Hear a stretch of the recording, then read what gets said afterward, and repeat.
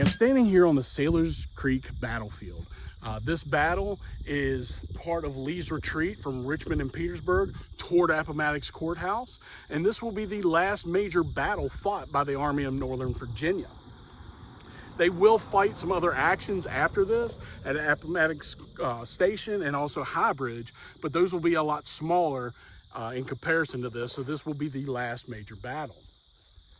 What's going to happen is you have basically three engagements.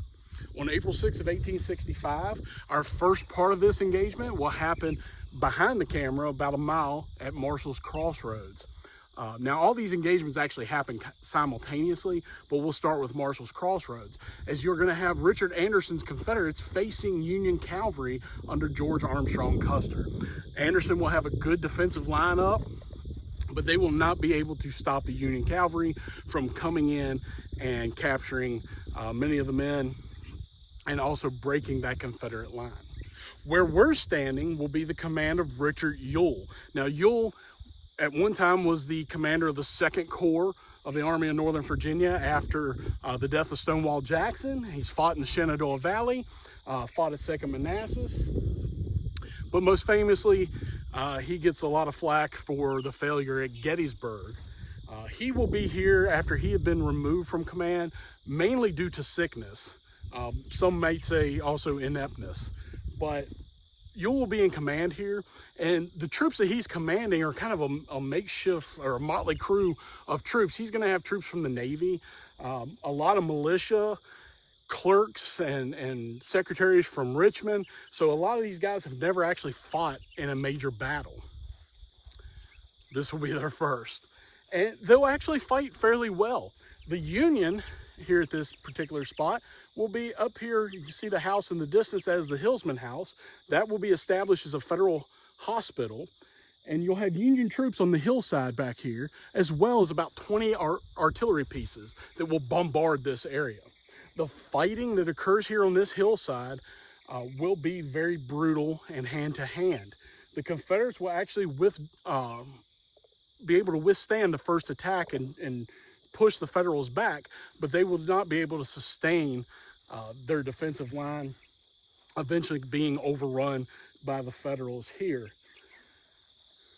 Farther down to my left here is the Lockett house. That is going to be the third phase of this battle that's, again, happening simultaneously.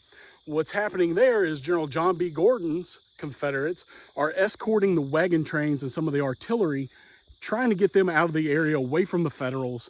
They will be attacked there.